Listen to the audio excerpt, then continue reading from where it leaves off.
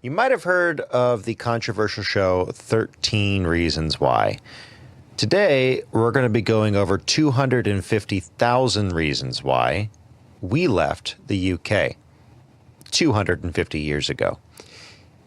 If you have not caught my drift yet, we will be talking about this is a subject, if you have kids in the room, we try to keep this as a family-friendly show, but we will be talking about the rape gang victims in the UK. We're going to be going over the comparison, if you will, between the freedoms we have in America and what is failing in the UK system and how that is coming here to America if we do not steel ourselves against it. We're going to go over some history of America and Nikki Knows Facts. We're going to go through some shenanigans with Steve, song review, and the Screw Tape Letters, Chapter 30. We'll finish that off today, God willing. So join us for all the above. Miss Nikki, how's it going? It is good. It's a good day.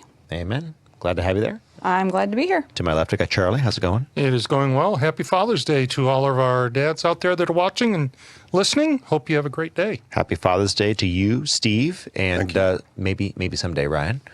How's it going, Steve? And maybe someday you. Maybe someday me. Eh? Yes. But I can't wish myself a happy Father's Day, so happy Father's Day. I'm welcoming you or You're inviting thanking you a future Father's Day. Well, I appreciate it. And happy Father's Day, non-father Ryan. How's it going? Good. We have high hopes for you. We have high hopes for you.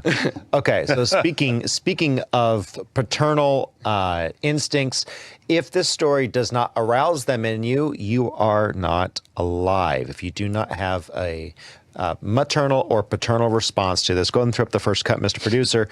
We're going to be talking about the rape gang inquiry that is going through Parliament in the UK right now. Rupert Lowe said this on X.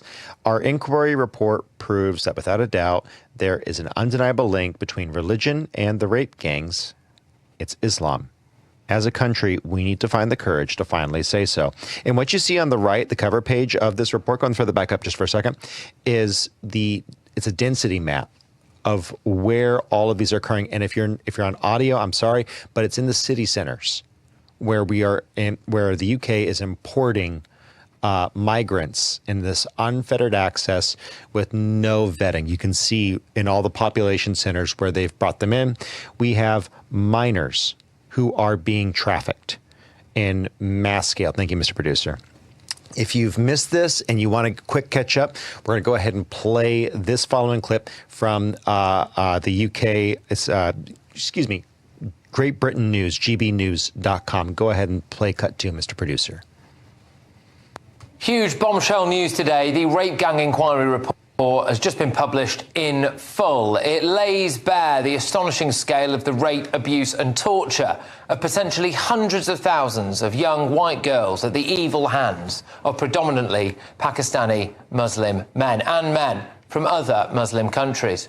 The report is 219 pages long. I spent most of the afternoon sifting through it, and here are my key takeaways. The first case of a Pakistani rape gang apparently dates back to Bradford in 1955, which indicates this abuse has been going on for more than 70 years. Rape gang convictions between 1997 and 2018 reveal that 87% of people convicted for group-based sexual abuse have traditional Muslim names.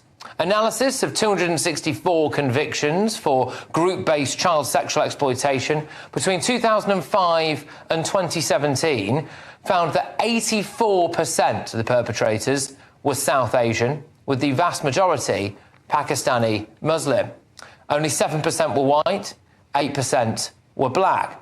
This indicates that white people are actually underrepresented, and those of South Asian or Muslim identity are significantly overrepresented when it comes to group-based child sexual abuse. Now, they've traced the abuse in this report to 149 local districts. Apparently, that is 40% of all of the districts across the UK. Some girls were trafficked to the Middle East to undergo Islamic marriage abroad. The victims were often called white trash or kafar, and victim testimony reveals that they were targeted specifically for being non-Muslim. The report identifies the Islamic doctrine of al-wala wal-bara as a key factor. They say it's superiority of men over women, domination of non-believers, sex slavery, etc. The report also says that it is directly due to mass immigration that this ideology was brought into Britain. Now, there was a failure right across all aspects of the state. Police reportedly ignored or destroyed evidence and criminalised the victims. Medical professionals allegedly discharged girls as young as 13 who presented at medical facilities with sexually transmitted diseases, who were pregnant, or who had even attempted suicide. Schools allegedly observed older men collecting girls at the gates. They heard disclosures about rape on school premises and responded by excluding the victims rather than protecting them. Taxi licensing authorities renewed permits for drivers who formed the logistical backbone of the networks and collapsed in the face of organised protests when basic safety measures were proposed. I should point out that they were not black cabs involved in that. And it identifies political failures. The report claims Labour-dominated councils and MPs were briefed on the gangs long ago, yet later denied any knowledge. It says the party prioritised electoral reliance on Muslim voting blocs and then blocked or watered down inquiries, suppressed ethnicity data and framed legitimate concerns as far-right agitation. The report also criticises the Conservative Party, who, whilst in government, stands accused of continuing with Labour's approach and failed to impose mandatory ethnicity recording or launch a full statutory inquiry, despite clear evidence from Rotherham and elsewhere. Also, Scottish political parties have refused a dedicated inquiry and failed to record offender ethnicity. So, by the way, link in the description below, anywhere you can find the podcast. This is not an isolated issue. And the EU is finally starting to understand how bad this is, and they're starting to, and we'll get to their response to that in a little, next week. They're starting to realize just how bad unfettered immigration without any background checks is. But the reason why this was allowed to go on is an issue of ideology and politics. We want to bring people in because there is no difference between a UK voter and a Pakistani voter, and we want to build and consolidate our power. That's what's happening in the UK. It's been happening in the EU, and they are doing it in the US as well.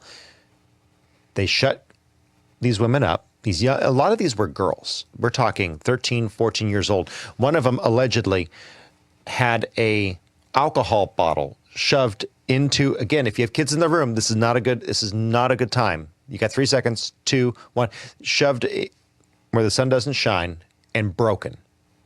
And I don't mean the bottom. She was taken to the hospital, alcohol bottle. Worst possible violation you could imagine doing to a woman. And they did not report it. Why? Because of the ethnicity. Because they weren't allowed to speak freely.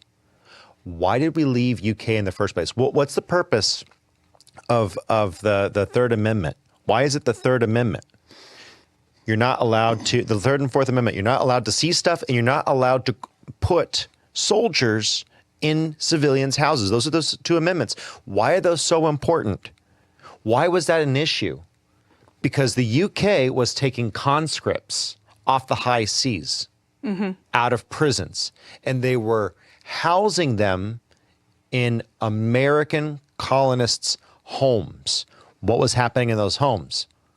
This stuff. What you're seeing today. Only, go figure, there were less Muslims, so it was on a significantly less scale. But now we're seeing this exclusively with people who were raised to believe that women do not share the same rights as men. All by the leftists, by the way, all by the feminists, who, by the way, have you heard anything from a high-profile feminist on this? Nope. And you're not going to. Why not? It doesn't support their narrative. And their narrative is purely political. And this is the issue. It's less about ideology. It's more about power. It's about the self, and it's not about the whole. It's not about truth. It's not about the corporate community. It's not about actually building something, whereas conservatism is about conserving the family under Christ, under God. Leftism is the pursuit of self. Yep. And that's why, again, I say I'm a recovering libertarian, because libertarianism is it can become this pursuit of self over conserving godly values. And and if you're libertarian, look, I'm not attacking you. I'm just saying, be advised that and be aware that if you examine it against the godly principles, you can find some serious holes. There is nothing good about importing folks from a religion and region that does not believe that women have basic human rights. There's nothing good about inviting them into the West. And unfortunately, we're kind of seeing that since the 1950s. Okay, so it is a high number, 250,000 supposedly confirmed cases, allegedly, and it hasn't been confirmed by the government because they've refused. The UK government has refused to look into these stories, and it had to be a third-party report, ultimately driven by Rupert Lowe. I think it's one of the most heartbreaking things. And the warning that I would give to Americans is that when you look at the issue of prostitution, why is it that it's so difficult to get prostitutes to go to court, to trial, and testify? And the reason is because the threat of human life. Mm-hmm. That is no different than what's happening there. It's the threat of human life. Why can't a 13, 14-year-old, 15-year-old testify? They're scared to death to. And I don't mean that as a figure of speech. I mean that they haven't been protected in the past. They haven't been protected. protected. Protect them in the future. They literally fear for their life. And when you're in that kind of a position, you're going to make it's going to be very difficult to counteract it and to address it. And I think, excuse me, I think the UK has major issues.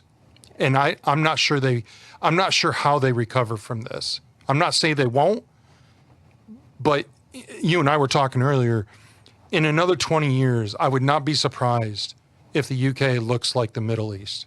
Yeah. And that's heartbreaking to say. And people don't understand just how vile this is. Yes. Again, I'm using one instance. We've got some more, and I want you to be sick at the end of this. Okay, so we have some uplifting stuff coming around, so please stay because we want to make sure that we make your day happy and joyful and fun. We want to have some fun, but let's go ahead and look at this. You should be sick when you look at this next cut, Mr. Producer. Let's go ahead and read some of their testimonies. Yes, so these have been anonymized. This is from a girl who's been named Taylor. Before they raped me, they would chant, Bismillah, Hir, Rahman, Nir, Ramin. Translation, in the name of Allah, the most gracious and most merciful. You have to understand what Islam is. It is a religion written by a man who enjoyed his 6-year-old wife. Excuse me. No. Most gracious, peace be upon the Prophet. He waited till she was 9 to consummate. Oh, wow. He waited till she was 9. Very, very gracious of the Prophet, peace be upon him. This is an act of dominance. Now, I've got family and friends who are Islam. They're not Sharia supremacists, and I would argue that most of them would probably be killed if they lived in a Middle Eastern country of a certain sort, if you know what I mean. If they were in Iran, they might take the top story roof test. A lot of them would, because they're not that sort. But we're importing that sort, the sort who are Sharia supremacists, who believe in domination as a religion, as a sexual practice, and as a military practice, as a cultural practice. They do not share Western ideology. It should be, look, I don't care what religion you're from. I don't care if you're from Islam. But if you believe that beating your women is okay, can we just all agree that maybe that's not a religious affiliation that I want in my country? Like, can we all just say, like, yeah, I think that's a good idea? That's a good idea. I don't think I want that. Yeah. Could we just make that the standard? But of course, you're not hearing anything from the left. And again, when they talk about rape culture, now you can ask. The truth is a beautiful thing. Ask them. So what do you think about the rape gang inquiry? What do you think about that? That is purely from the left. That is purely from your side. What do you think about that? What are your thoughts on allowing people who are not talking about their religion, talking talking about their worldview. And I want to split that apart because some people don't understand that in the West, we've divorced religion from worldview. The religion is this sort of esoteric, non-existent thing, but your worldview is how you live. I'm not talking about people who have the religion of Christianity or the religion of Islam or the religion of Judaism. I'm talking about the people who believe in conquering with every part of their body, if I can be so graphic. That's what they believe. Let's read another one, Mr. Producer. Next cut. This one is from a gal who's been named Eleanor.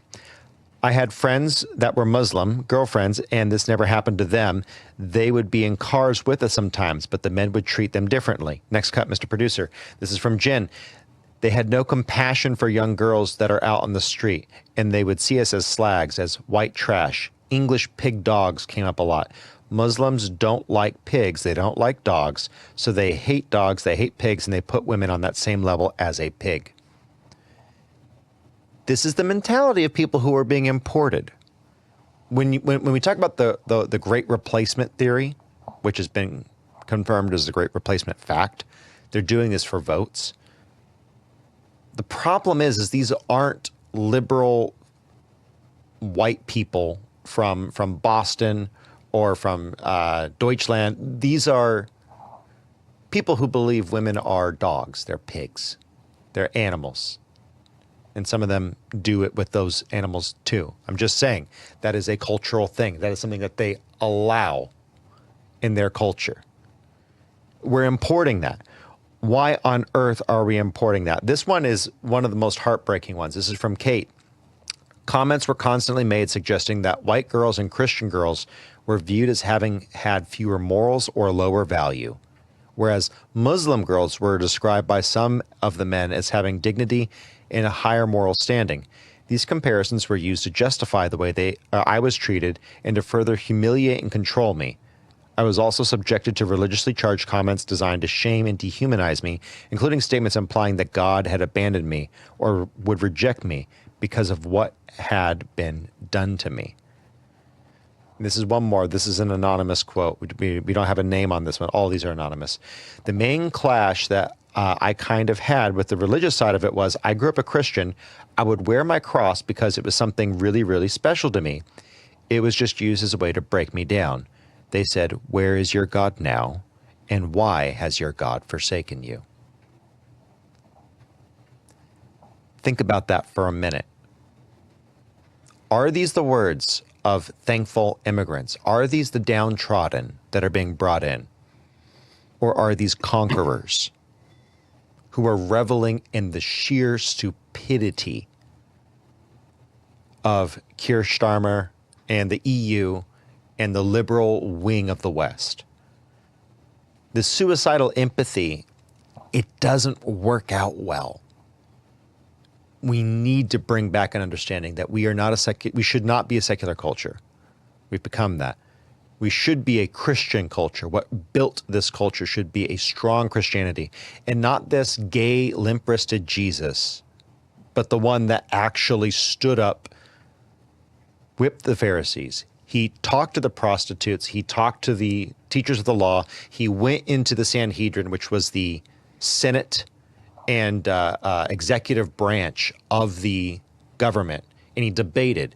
And then when it came to it, he died the worst death possible, laying down his life and sacrificing. That Jesus is markedly missing from the West right now. We really, really need to embrace that Jesus and not this limp-wristed fake God that has been pushed upon us by the liberals because he's unassuming. He's not real and he can't harm their interests or values. The problem is their interests or values are victory at any cost politically, including but not limited to 250,000 young women. Not good. Not good. And it's tragic.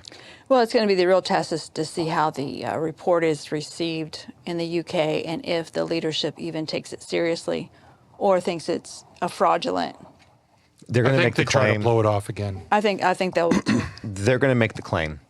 I think now, I will say, though, because of the young man that died, and the police officers didn't even believe him while he's bleeding and dying a couple weeks ago, that has really caused a lot of anger within the UK. This may also cause a lot of anger within the UK to realize. They need to wake up. Yeah, and there are a lot of people that are awake, but I think not realizing how close we really are to losing all of our rights and our freedoms. Because if the Muslims that are coming in start taking political power, then your ability to get back is going to really. Well, I think that's slim a down. That's the That's a intent. good- yeah, That is the whole ploy. That is look the at whole look at ploy. Minnesota, look at Michigan. Those are two major strongholds for that. You have Ilhan Omar, who is on the edge of being outed, but you've got Rashida Tlaib, and when you look at what they've stood for and have said, not just about Americans, but about others, Israel, can't stand them, want to see them wiped off the face of the map. Folks, when we're voting, we need to be paying attention to who and what we're voting for. Yeah. You can go ahead and vote against Trump because you absolutely despise him. Go for it. But run your pathology out Imagine. and see where it ends. Imagine where it ends up. And Trump just put this back on the table a couple of weeks ago. We're going to start depatriating people who were involved in violent or maybe even Sharia involved activities. Yep. We're going to have to start reconsidering that. And that has never been thought of before. That has That's never right. been brought out. That's a new thing. Yep. And citizenship has been held as the sacred thing. Once you get it, you throw an anchor baby over the wall and you're now a citizen, right? Now that has to be walked back. And it's about time because Yes. It's these overdue. people are coming in, and this is from Mr. Dynamex in the comment section on PSB. By the way, if you're one of our regular listeners, thank you for hundreds of thousands of downloads, wherever audio can be found. Thank you for being on YouTube and Rumble. You can also join us live, 1 to 3 Central Standard Time on PSB's channel on Rumble. This is Mr. Dynamex saying Pakistan's population of 200 million has a 63% literacy rate. Someone fact check that for me.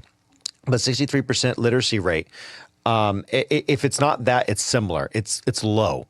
And there's a lack of we've covered this on this channel. There's a lack of hesitancy towards marrying your first cousin.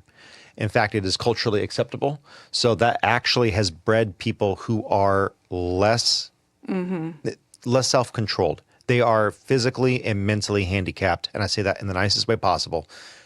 First cousin marriage is not a good thing. It's an evil thing. And if you allow first cousin marriage, if you allow beating of women, maybe you shouldn't be allowed into a nice, polite country. Like Typically an 85 average ADQ and that IQ in those countries. it's somewhere Right in around there. there. It's somewhere in there. And Tim Mole says, illegals are a big problem too. Why not? Why add to it? Why are we importing more people? I would say this, Tim, and I'm sorry for your loss. Tim lost a son this year. He said that they're coming into our country and they're killing us. It's not just Hispanic illegals. A lot of these are from Pakistan. A lot of these are from Africa. Some of them are they're military men from Asia, from China. All of those things should be wildly concerning. We should be concerned about who's coming in our borders, not from a perspective of we dislike anyone. We dislike bad things happening in our borders. We dislike military-aged men coming in, unvetted, unchecked, potentially armed. We don't like that. You can't have a country with that. You can't allow men who think that it's okay to beat women into your country. And then, as Great Britain did, actually allegedly,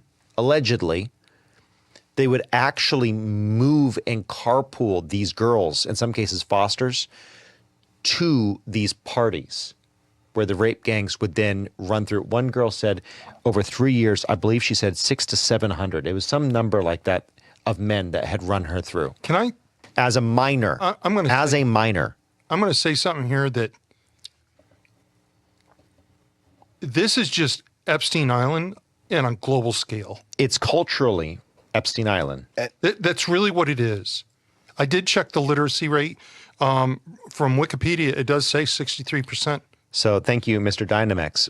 That's absolutely bonkers that we are wholesale allowing them in, and they think it's cool to beat women. And where a lot of this occurs is, and if you'll notice, is in a lot of these blue states, is where a lot of this is rising. And they're wanting, up, and they're wanting where to do they're more. being voted in is in these blue states. And they're voting for these policies to continue doing this. Correct. And here's the biggest issue. And Child of the Highest King actually said this. This is a serious offense in Canada to even talk about it. See, that they're begging for the exact same thing. Well, they still have the freaking king and queen on their Yes. Yeah. dollar bill, right? So Canada, I'm sorry, guys, Alberta, come over. Come to the on. come to the dark side. Let's go. We'll take you. Yeah. And we'll in Alberta. I would love to go hunting in Alberta. Oh, so You bring the oil, and we'll bring the I'd economy. love to just visit. Yeah. Yeah. So we would love to go up there and see you guys sometime. But Yeah. One more quick thing I want to bring Shoot. out. I talked about Minnesota in Michigan. It is not just northern. it's Texas all has over. got its Texas is own- seeing a it's huge influx. bad. And so this is from Moanon. Yes. And this teases up well to the next cut on this topic. Moanon says they're also settling communities in red states to change them to blue or purple. I'll Yes. 100% agree. They're Yes. doing that here in Texas right now. Yes. And a lot of attention has been focused on Texas. I want to go through a couple stories. One of them, I don't have them queued up, but this one lady got in trouble. She is in the EU, or is she in Britain?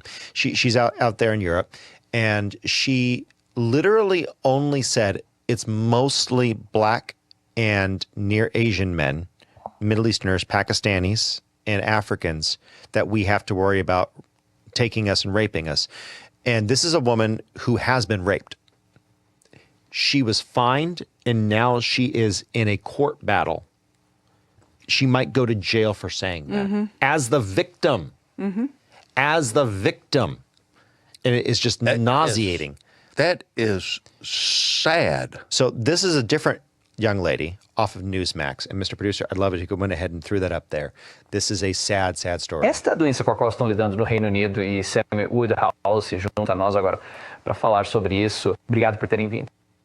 Gostaria de começar com sua reação a este relatório. Okay, guys. Eu era o I don't know responsável what pela happened there. You got the wrong investigação, não é claro. translation. We got a translation going on there. That was in English when we downloaded it. It must have multi-track. So I am so sorry. I That am was so an instant sorry. interview. It must have multi-track, and it downloaded the wrong track. I don't know how that even happened. I didn't know that was an option. Let me go ahead and explain what she's saying. She says, look, I'm now in a situation where I was aware. He asks her, what did you think of the rape gang report that came out in the UK? And she goes, oh, I was actually aware of what was coming out on that report. And because I was actually involved in putting it all together. Yeah, it's a long time coming that they hear this. And people like me this is her speaking, have not been allowed to say this for fear of legal consequences, for fear of being called xenophobic, for fear of being called racist. And ultimately, it has to do with their agenda of bringing in foreigners who are going to vote for him. That's the summary of the video. I am so sorry. I did not see that downloaded in English. I think it has multi-track, and I think it got uploaded goofy there. But that is, in effect, the survivors having to say, I can't speak about the rape for fear of racism. And to borrow from Norm Macdonald for just a moment, you know, one time he made a joke about someone said, oh, the worst thing about a nuclear explosion that was done by or a terrorist attack that would be committed on American soil is all the poor innocent Muslims that would then be seen poorly by the rest of Americans. And Norm Macdonald says, yeah, you know, that would be pretty terrible. But I think the real issue here is the terrorism. It'd be terrible if we found out that 250,000 young women were raped by Muslim migrants and all of a sudden innocent Muslims had a hard time. Actually, that would be terrible if innocent Muslims had a hard time. But I think the real story here is not the Muslim migrants, having a bad day for being ostracized. I think it might be the 250,000 rapes. That might actually be the problem here. That might be the bigger story, don't you think? But these women have been left on red for years because they don't have the freedom of speech. They don't have freedom of speech in the EU That or the is UK. Well, you know, ridiculous. they just I think it's recently, the lady that I was listening to were saying that these things are now considered racism comments against Muslims in the UK. So she was saying that this is the law now, that if you say these type of things against Muslims, it's going to be considered racist. It's Okay. like, yeah, I think, racism is bad. I think the real story might be, it might be the rape. Since when did Muslims become a protected class? I mean, really? Yeah. Protected Well, more you than know what, others? Nobody, yeah, sorry, nobody it else does- is protected. It doesn't matter how protected someone should or shouldn't be. I think racism is like here, and rape is like here. Right. For those of you on audio, one is more. One of these is not the same. Discriminating against someone because you don't like the color of their skin is bad. Okay, full stop. That's bad. That's not cool. I think rape Is on like, racial bounds is kind of a regardless two-parter. of race. I think it's pretty bad. I think we should be concerned about that. Yeah. But instead, what they've decided is because they are fallen to the woke ideology, this Marxist idea, this critical theory that really came out of Germany in the 1800s, we've really given over to the Muslim hordes. We fought Islam for like 1,400 years. Mm-hmm. And now we've opened the back door and we're letting them come in. Here's my guy. This guy is definitely a politically incorrect person. I got to hand it to him. Who? Rottweiler Harm. Well, read it, please. I like how the sound of a shotgun racking transcends all language barriers. It's true. Dude, Bring it on. man, I prob- tell you, happy Father's Day, brother. The problem Right is there they with banned their guns, those stupid Brits. Yeah, I was just thinking about something. They banned their knives. They banned knives. They banned guns. Yep. I need a banning speech. They're banning speech. So if you think about it, the difference between the UK and America right now, we have those freedoms and we better keep them. That's right. Otherwise, this is going to be a problem that is 20 times bigger than the UK. And I like what Allison 7871 said. Muslims are not a race, and you're correct. That's a conflation that they make. Yep. It is a. Yep. It's not just a religion. See, Christianity ought to also be a political aspiration. We should, as Christians, be attempting to build a safer world that is run on ideas that are on the grace and majesty of Christ. Islam will kill you if you are not In a line. Muslim. If they believe in Sharia law, again, I'm talking to my family and friends. If you believe in Sharia supremacy, i.e., you believe that, and you look at where it's practiced, over 40% Muslim population, it is a very, very dangerous country in which you have over 40% Muslim population to be a Christian or anything that is not Muslim. Even the wrong Sharia or Sufi or whatever, Shiite, if you're the wrong one, you're in trouble. If you're not, it is a fascistic worldview that has political overtones. Sharia supremacist Islam. I'm saying that just so that people understand. I know people who are Islamic who abhor this. Okay, they follow those the tenets in their own way, but not in the way these guys do. Look, if they're a Sharia supremacist, out. You should be immediately removed from society in the West. It should be gone, done, no more, out. And we need to consider that in the U.S. We really need to. If you believe that Sharia law should be moved, the founding fathers, we've covered this before, they said Sharia law is not compatible with a constitutional legal system. And that's why they were very much anti-Islam, because they had a newfound freedom and they had to protect it. Yeah. Yeah. And you cannot allow that to be. So again, good point, Allison. I will say it is a sad, sad day. I want to go ahead, though, and I want to shift a little bit. I want to look to some of the brighter side of the world, because in the middle of all of this, we have the World Cup coming. And I want to compare the nation where you have 250,000 young ladies taken and the worst things that you could imagine to happen. And they're not allowed to talk about it. Compare that to the safety of what happened after we said, no, God first. And we built a nation on God first.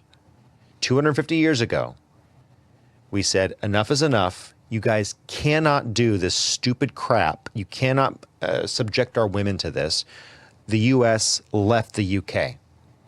And right now, over all these years, we've heard so much crap come from the Europeans about how America is a backwards nation and we're terrible and we have no culture and there's nothing redemptive or valuable other than the consumeristic value that's generated by America's GDP. I want to look at the world that 250 years ago, breaking off from Great Britain, has created. And we'll start with something very light and we'll get a little bit more poignant as we go along.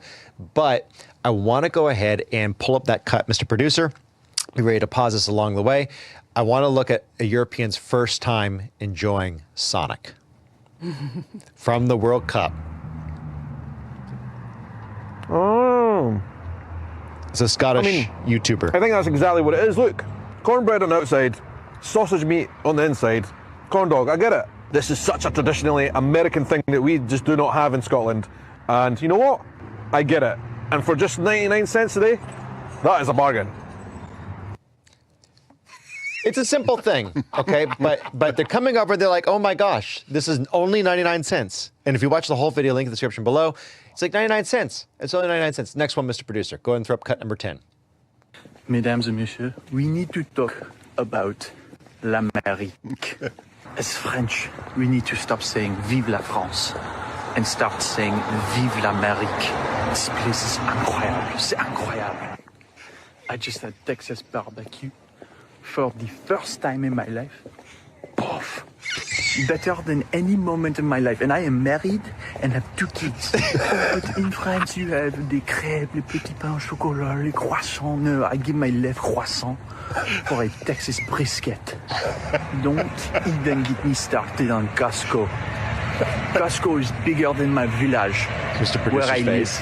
Whatever you want at Costco, it's there. You just show up and you could buy your whole life there. We need to start a revolution just to get Costco in France. I will be the first one to say I will start a revolution to get a Costco. Les Italiens, les Italians, I'm sorry, but ranch makes pizza better than anything I've ever tasted.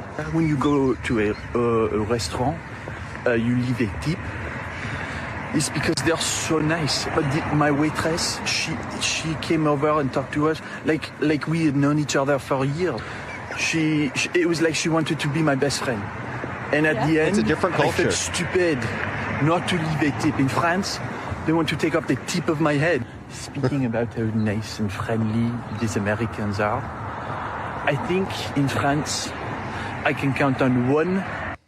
So he goes on, and he just talks about how bad French people are by comparison to what his experience is in America.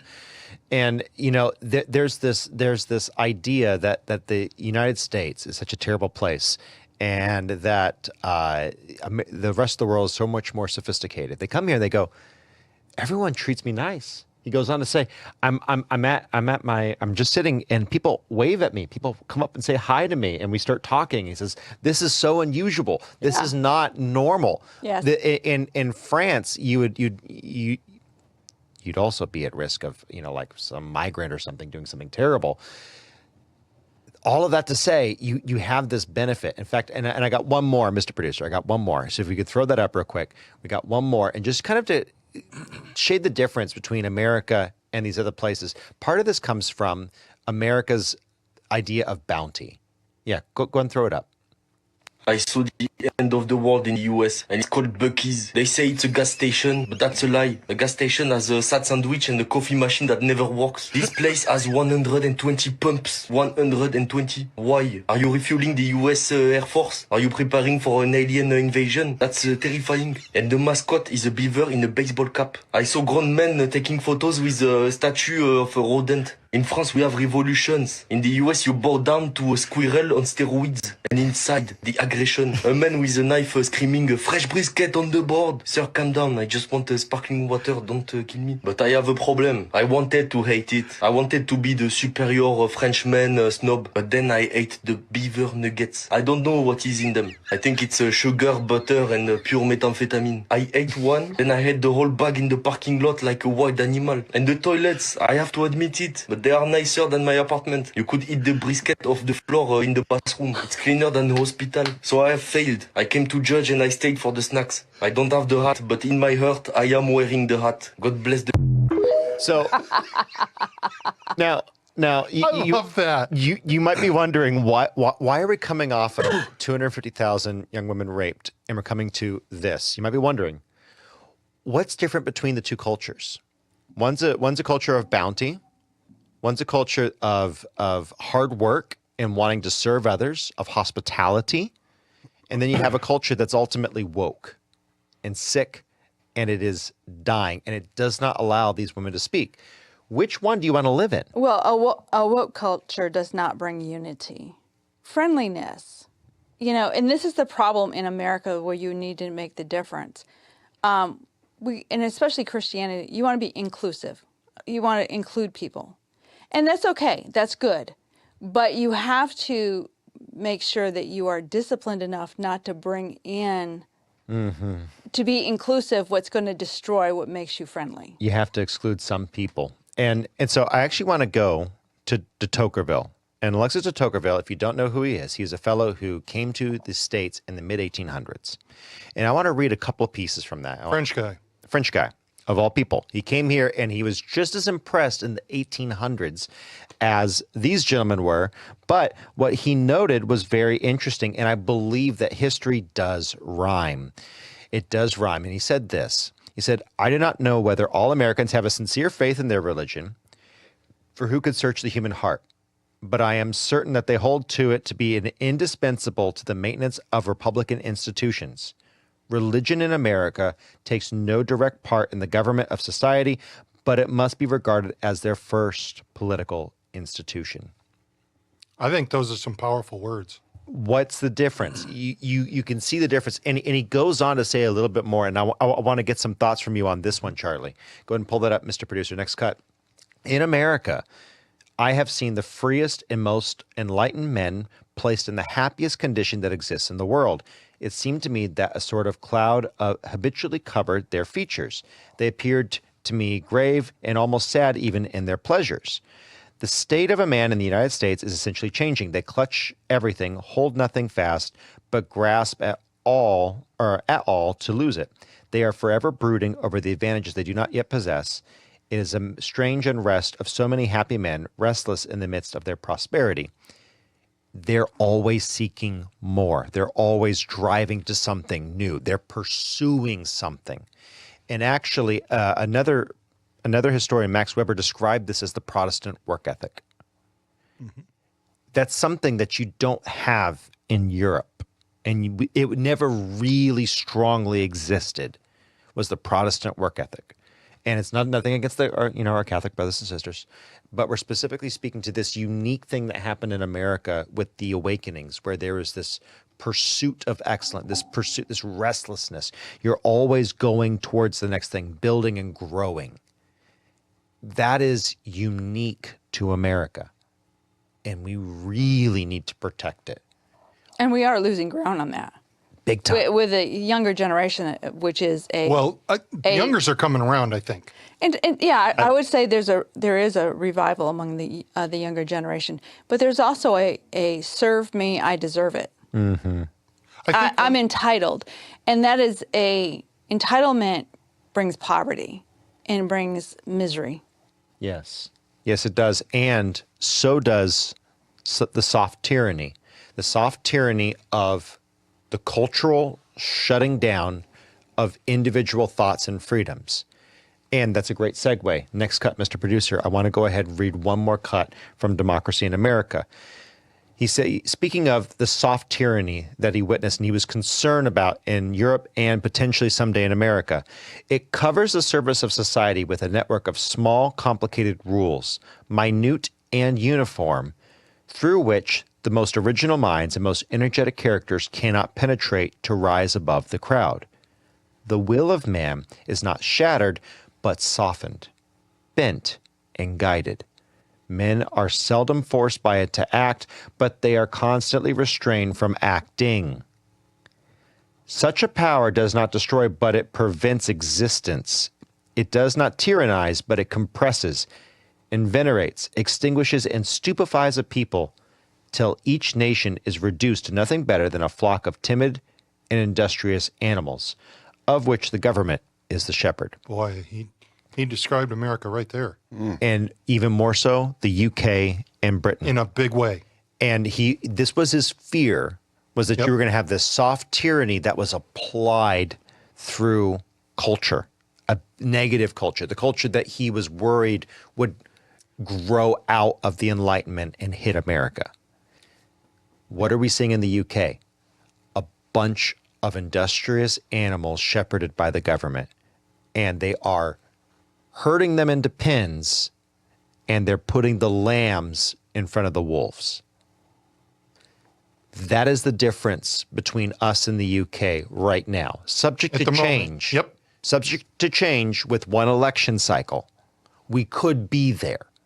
And we're already seeing it right now. We're already seeing a massive amount of illegal immigrants, a lot of them from these countries, that are not vetted. They're not checked. They don't belong here. They don't have a birthright here. They should be building their country and making it better. And the ones that are, guess where they are? They're still back there. They're still trying to build their country. The good ones usually aren't the ones that come illegally. So let's take a moment and kind of do a little different analysis on this. Under Joe Biden, we had, I'm going to use a conservative figure, and it is conservative, 12 million. How many have we booted out? Less than 2. And that's in a year and a half? Mm-hmm. I want everybody to think about something for a moment. I don't think, this is just my opinion, I don't think that we're going to be able to boot those 12 million out by the time the next election, major election happens. We would have to do a massive change. Massive. So here's what I want to get to. If the next election were to be won by Democrats in the presidency and the House, you've got enough rhinos in the Senate, you could legitimately make a case that the immigration would go unfettered again for another 4 years. Now, I want you to think about adding another 12 to 16 million to the U.S. population of what we've been talking about. If you don't think that America is hanging by a thread, you are not looking at the right things. And it doesn't take half the population to be migrants for it to be a problem. That's right. How many people in a town of 50,000 do you really need to start needing to lock your doors at night? Somebody asked Minneapolis, St. Paul. Somebody asked Detroit. It doesn't take all. It doesn't take it. It doesn't. And, you know, look, the Colony Ridge. Yep. In Texas, that went, I'm going to say that was unnoticed for a while. For a long time. And there are places in Texas, by the way, where trafficking recovery experts that we've worked with in the past have actually noted they won't even allow an ambulance to go in on a 911 call without a armed SWAT escort, because some of these people, in this case, it was the cartels. Yep. But some of these people will gut the paramedics and take the narcotics off of the ambulance, and people will die anyway. And Sons of Liberty 1776 on Rumble's chat says, It's invasion, my brother. It's not immigration. I agree with that. I agree with Yes. you. I agree with you. It's an invasion by the Democrat Party opening up the doors. They are allowing the invasion to occur. And that actually is an excellent point, because we're using softer language than really what it is. It is an invasion. I wholeheartedly agree. Rottweiler wanted to quote Ben Franklin, or he was inspired to quote, "Democracy is two wolves voting with a lamb on who to eat for dinner, whereas liberty is a well-armed lamb, contesting the vote." That is 100% correct. I think de Tocqueville, though, he realized that there was a biblical principle that was playing out. And that biblical principle is this: God created man to create. Yeah. That's what I love about the Truth Project and some of the stuff that was put in there, because there was one whole lesson: created to create. That's what we were created to do. The Truth Project by Focus on the Family, highly recommended Tremendous Bible study program that you should do at your church. The Truth Project by Focus on the Family. Dr. Del Tackett. Yeah, really, really, really good. It was put out a number of years ago, but it is so relevant to today. And the reason I bring that point up is because when you talk about Protestants and the pursuit to do better, to do bigger, better, that's a biblical principle. We were created to create. And I think that's what de Tocqueville was really looking at. Yeah. That's what he noticed. Yeah. And rightly so. And the American experiment is uniquely interesting. Like Yes. I said, Max Weber noted very, very, very interestingly and astutely, there is something unique about America's work ethic that came out of the Quaker, Methodist, Baptist idea of you have to work in your vocation in a way that is heaven-minded, where you are attempting to glorify God in your vocation specifically for his honor and glory. And it's not because the Catholics didn't have that. There was a time where they did, but at that time, that was the awakening that occurred, that focused and moved that into the modern age. That is something that we are sincerely lacking. We need to re-embrace Jesus. We need to re-embrace actually being proud of being Christians. And then we can be proud to be Americans. But we need to be proud to be Christians. And our ideology should be a political one. Just saying, Christianity should be political. I'm not talking about lopping off people's heads, because that's the one thing that a well-balanced Christianity will not do. It will not lop off people's heads, but it will instead allow for people to have a safe society that they can grow and raise and rear children, and it'll have a muscular defense against things like migrant rape gangs. That's something that it's unfathomable to me that you would bust these men, whether it's for political favors. We were talking about this before the show. Either it is to curry political favor that they created these situations. Mm-hmm. So they basically trafficked these young women, a lot of them fosters who were in the system, or it's sheer incompetence. Sheer and complete incompetence on their part. You're being very gracious. But I think it's a form of trafficking for votes and to build a voting coalition. That's what I suspect. And allegedly, you don't know. And if you want to talk about slavery, that's the worst type. kind. That's the worst type of slavery, and it's their own people, and they're selling them out. So all of that to say, pray for Britain. The EU was chanting, "Send them back." Mm-hmm. I am so glad that I would be surprised if there's going to be more of a movement they need to. with what's happened recently over there, because Between if you're a white person, I would be very nervous. But the people, the citizens, boy, if we've got some I'm sorry, Londoners, I shouldn't say that. I should say a non-Muslim person. Yeah. if we've got some Londoners that are listening, look, folks, There's you a lot of elected Black Londoners who are very pissed about this too. yes, Yeah. and they elected a Muslim mayor. What Big in the mistake. world are you thinking? And maybe you could just swallow your pride long enough to elect somebody that would do something different than to allow yourselves to be sold out. That's why I really am concerned that in 20 years, this country will look like a Middle Eastern country, because now I wonder where the tipping point is. I wonder where the point of no return really is, because once this goes, They need to done. expatriate. They need to expatriate all the people who are participating in this crap, and they need to expatriate everyone who believes in Sharia supremacy. That is all there is to it. Half Right said it correctly. The wood chipper for them. I agree. I agree. I think some of these people, it is unmerciful to give mercy to the wicked. Mercy to the wicked is cruelty to the innocent. Amen. And it is a long time that we Amen. figured that out.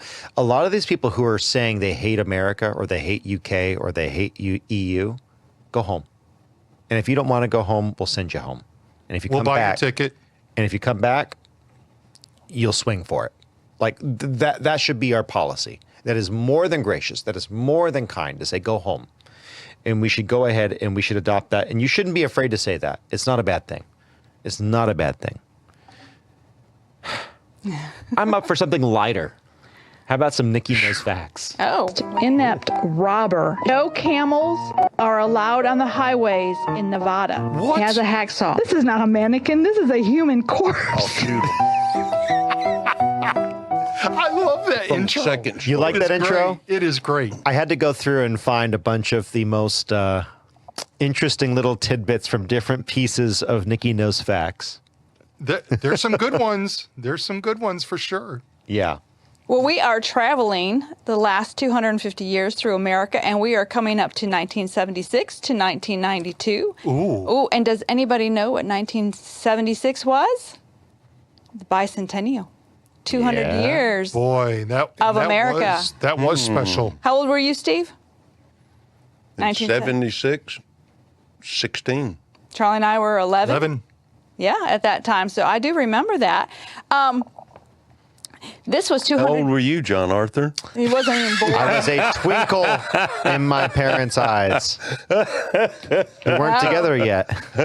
So we're looking for some big celebrations this year for the 250th celebration. But back there, they had some celebrations too. Communities across the country had parades, they had festivals, they had historic reenactment.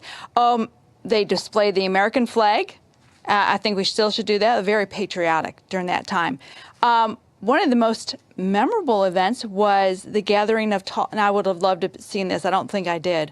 The gathering of tall ships from around the world in New York Harbor, celebrating America's maritime history. I think that would have been awesome to see that. That would have been awesome.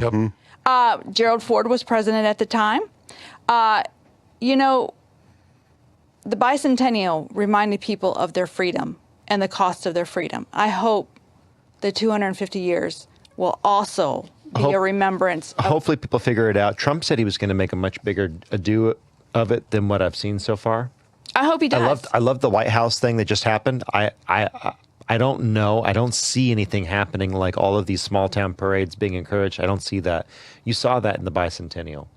So I wish at 250 we'd had a lot more pageantry. We might have more than. I hope we get it. Yes, I hope we yes. get it. I hope we get it.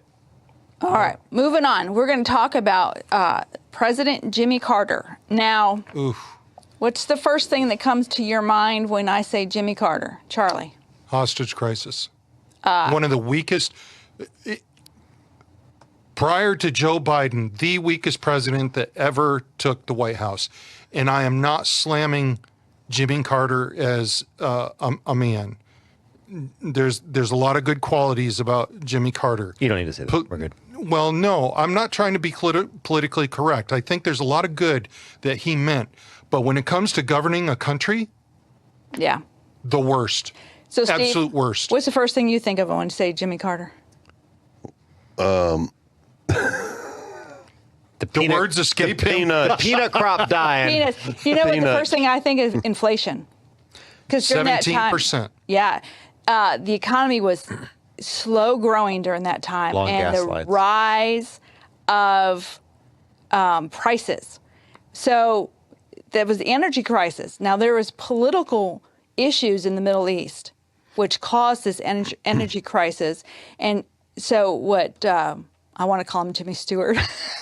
Jimmy Carter got on television in a sweater telling Americans that we need to be more conservative because of the energy crisis. And go ahead and put up, I think I missed to tell you to put up the slides. Go ahead and put the first one up about the bicentennial. Oh, he already did. Okay, go. He's on it. Okay, so Charlie, I don't ever remember waiting in line for gas, but Well- I know the cities had long car lines. Do you remember? So You remember? for us Oh, I living in do. the Yeah. country, I don't think it would have been as pronounced. Now, when you went somewhere, you were going to spend some gas going there. So what did you do? You cut those trips down. So the long gas lines in the country, I don't think were as prominent as what you would see in the cities, because in the cities you had to have it and you were going. My mom lived in Las Vegas, New Mexico at the time, and oh my gosh, she says it was hours sometimes to get get gas. gas. Awful. I was in Bridge City, and I remember waiting in line for gas, even in that little town where we lived, where all the gas refineries were at. Refineries. And we still waited on gas. And when I first started driving at that time, I was 16 at that time in '76, and I Yeah. had my first. QRS 321 says gas rationing, only time in my lifetime. Yes. Peanuts and Billy beer. Yeah. True. Now, someone pushed back on you real quick. They said, hey, at least he didn't let in a bunch of illegals, Jimmy Carter. Oh, okay. So- okay. So I said prior to, Got it? I did state that. Prior to. I Okay, did. Continue on. Kudos to him. Okay, now one of the things though Jimmy Carter did, and not very many people ever talk about it, in 1978, go to the next one, the Camp David Accords. Now we just talked about political unrest over in the Middle East. Well, here is hopefully Anwar Sadat and Prime Minister. Menachem Begin. Yes, Menachem Thank you, Begin. because I was like, looks like Begin to me, but anyway. So Don't Jimmy do that. Carter did take these two men to Camp David, and they spent 3 weeks in negotiation. And finally, Egypt, the first Middle East country, recognized Israel as a nation. This is 1978. Now, that was a major event that happened. As a matter of fact, both Anwar Sadat and Menachem Begin. there you go, won the Peace Prize for this, but also somebody lost their life on that. Do you remember who got assassinated down the road? Oh, Anwar Sadat yes, he did. That's right. He was assassinated, And that was in Egypt. it was. Now, when they recognized Israel, Israel agreed to withdraw from the Sinai Peninsula. Peninsula. Okay, so that was a major thing. Not many people talk about that today, but that was pretty major back Yeah, it was. in the 70s. It was. Now, here's another problem, another crisis in the Middle East. The next one, the Iran hostage crisis. And this one sank Carter. It did. But you know, the Shah of Iran. Now, I remember little bits of news. They considered him to be oppressive. He was really mean to certain tribes and things in there. But I want you to know, Jimmy Carter was talking with the Ayatollah Khomeini. What did he do when he got power? They thought the Shah was bad. Wait till they meet the And Ayatollah. America is somewhat to blame for that regime Oh, yeah. change. No. We were partially Stirred it up. involved. Yeah. And so when they came in there, they totally went 180 of what they told the American President Jimmy Carter, what they were going to do. The pictures before and after Are horrific. are you see what looks like a Western nation. And I'm Well, going that to reminds me of the South Africa piece you did. Yeah, a month or so ago. before and Yes. after. And I'm just going to say, when the Shah was the leader, the king of Iran, they were becoming more westernized. He was very modern, and this was a religious takeover of the country. Now, what they wanted, the Shah escaped Iran, and he was in America. He got cancer and came to America, and they wanted him back to prosecute him, and not persecute, but prosecute him. And what they did was, as everybody knows, these Iranian militants stormed the U.S. embassy in Tehran and took 52 American hostages, and they held them for 444 days. Do you know why the hostages were released? I bet. Mr. Ronald Reagan. Yes, they knew, because Ronald Reagan, when he made was, it very clear. Oh, yes, If he they're did. not released, we will be over there.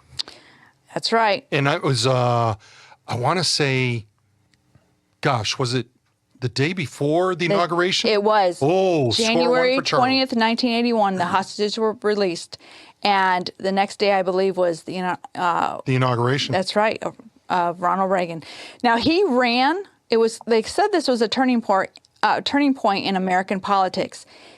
If you remember, he said the government had gotten too big, and he was right. He believed that they needed to lower taxes, reduce regulation, and this would encourage economic growth, because that was a problem under Carter. And he was right.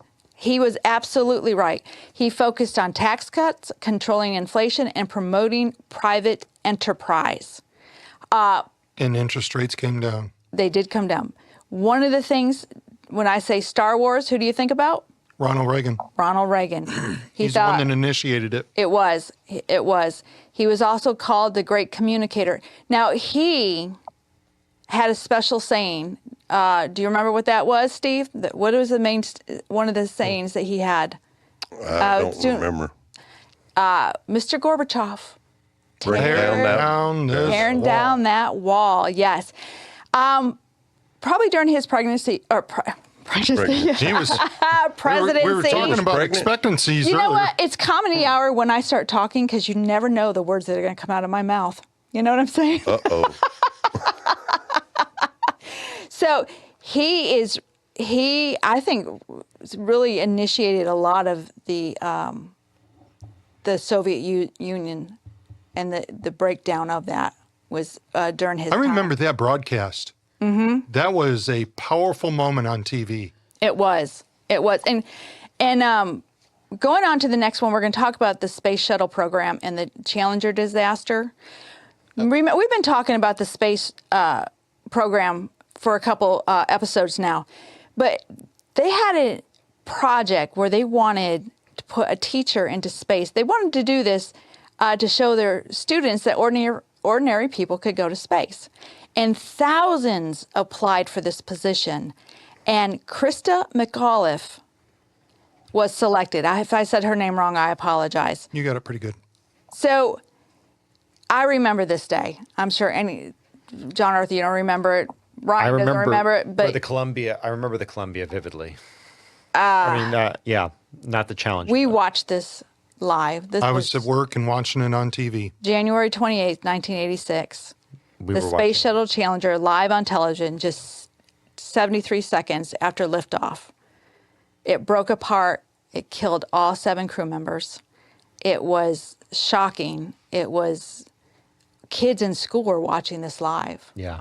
This was it was a tragic day. I remember it very specifically. My dad and my grandfather knew just about everyone on that, because Grandpa worked at Rockwell in Downey. Oh, wow. And so Grandpa said that was one of the first nails in the coffin for the shuttle program. Yeah. That. He said people really don't understand what astronauts are made of. He says they don't live for danger, but they live for exploration. Mm-hmm. And that is acceptable loss, but people understand that they're so afraid of losing astronauts that they don't allow the astronauts to go and do what they want to do. And again, he's the guy building the shuttles, but also he's the one talking to them. And he heard what they had to say about that. Yeah. And, I think for me, the most aggravating thing about that particular day was that there was a lot of human intervention that could have been done to keep that from happening. And it did not. And the cause was they had a faulty O-ring and seal that had failed because of the weather was extremely cold. Yep. And so Which was very unusual for Florida. especially there. It was a sad day. It was Yes. a sad day. Okay, go on to the next one. How about this? The rise of the personal computer. Now, Charlie, does that look? I remember. That's not what I had. What did you Charlie- have? I had the it. I You guess weren't it a was Mac guy, were you? No, I was a Commodore 64 guy. Yeah. Yeah. Yeah, and before this, most computers were held or used by governments, universities, or major corporations. But this, and Charlie got one. We were what, 17? Yeah. 17. It cost $300.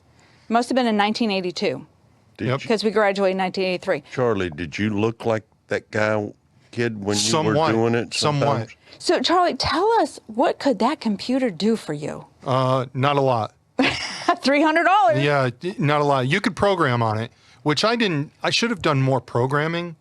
But here we go. The created to create. And quite honestly, if I had really thought about it, I could have really thought about using it to help farmers. Because farmers in our area were looking to increase their milk production just to try to stay afloat. Yeah. Can you use computers to do that? Absolutely. We didn't have databases at that time. That required some extra skill to really work around that challenge. But the whole point is you were given a tool, a new one, that could have been used to forward that. And I didn't have that drive and creativity to do that. And that's one thing I regret. But There you go. But now we have computers on our phones. I mean, everybody yes. has a little computer. Yes. Yes. All right, let's move on to the next one. The fall of the Berlin Wall. Now, you know, this really, I've always found this to be crazy that you had East Berlin and West Berlin. And you had this wall down the middle. And one country had freedom and the other country did not. But Gorbachev, during his time as president of the Soviet Union, he was trying to restructure the Soviet Union. He was and there- moderating. He was trying to do that. And the wall came down, and the two countries are now one, which is it's a great thing to remember. One thing I'm going to just mention, I'm not going to talk about much, was after Reagan, George H.W. Bush became president, and Saddam Hussein invaded Kuwait, which led to Operation Desert Storm. You know, we all know that story. I'm not going to go much into it. And the last thing was that when the Soviet Union dissolved or whatever, that was the end of our Cold War, 1991. But you know, for Desert Storm, I think that was a very poignant moment for America that they needed. And the reason I say that was because they were sent into a battle they conquered in 3 days. And what did that help America deal with? The issue of Vietnam. Yeah. It was Now, a I will radical tell you change. this, that nobody wants forever wars, but if you look at Iraq today, they're way different than Yes. back in 1991 under Saddam Hussein. So, Perhaps so. Yeah. Perhaps so. Yep. okay, let's move on to something fun. Next one. The United States men's Olympic basketball team called the Dream Team. Oh, that's 1992. Charlie, the greatest assembly of basketball talent ever. that Ever. included Michael That- Jordan. Michael Jordan, Larry Bird, Magic Johnson, Scottie Pippen. You had Chris Mullen. You had Karl Malone, Charles John Barkley. Stockton, Charles Barkley, Christian Laettner. Here's some trivia. Who averaged the most points per game during the Olympics? I don't know. I will tell you, it was Charles Barkley. Oh, wow. Barkley? Yes. Who had the lowest shooting percentage on the team? I don't know. That would have been Christian Laettner, shot 450. Who had the second lowest? I don't know. This is going to blow your mind. Michael Jordan. No way. Wow. Shot 451. 451. Greatest basketball talent ever assembled. They were inducted into the Naismith Hall of Fame as a team, collectively as a team. They won all of their games easily by 35 points, many of them by 45 to 50. Yep. Coach Chuck Daly Chuck Daly. never needed to call a timeout. And he was a brilliant basketball mind. I will also say this. The Dream Team is actually what made the NBA international. Yeah. By 2012, there were 70-some players from international countries playing on NBA teams. For you kids, for you moms and dads that have kids that aspire to be in the NBA, I'm not going to tell you whether to push that or not push that. I'm going to give you some facts. Your kids are not competing with just Americans to get into the NBA. They are competing with international players, AKA your latest great phenom, Wembanyama, which I don't appreciate. But that being said, I don't know what language you're speaking right now. Wembanyama comes from blah, blah, France. blah, blah. Plays for the San Antonio Spurs. Got it. Was just in the finals and lost. Boo-hoo. Okay. He's speaking in tongues. He's speaking in tongues. All right, let's look at our last one for today. And that is the Mall of America opens in 1992. This became the largest shopping mall in the United States. Oh, moms, this is great. It included indoor amusement park and attractions. More than 500 stores opened under one roof. You could ride a roller coaster. Is it as big as Costco? I think it was It's a bigger. lot bigger than Costco. I mean, can you imagine? That little French man would have his mind melt. Have you ever been to the Mall of the Americas, Mr. Producer? I don't think so. They have roller coasters Yes, a roller in the coaster. mall, like multiple roller coasters in the mall. You could go shopping, put your kid on a roller coaster and say, I'll pick you up at the other side and go shopping. Leave the kid there. It's enormous. It's Trumpian. We do not Huge. recommend that, by the way. Absolutely enormous. It's Yeah. huge. It's America. Or it's huge. Huge. It's Huge. so American.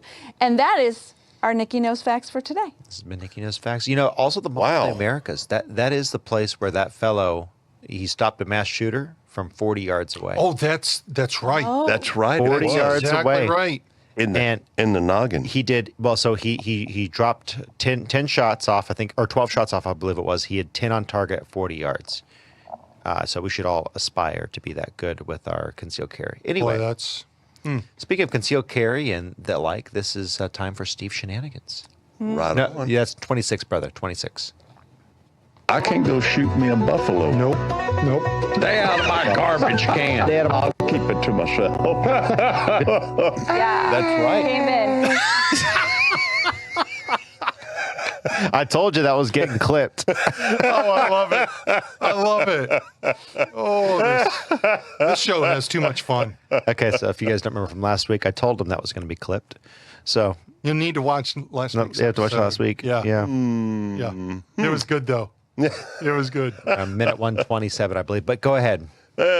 And this is God's way of keeping deer from your plants and garden. Oh, without a Oh. you and mean some other ideas, maybe. without a shotgun, right? No.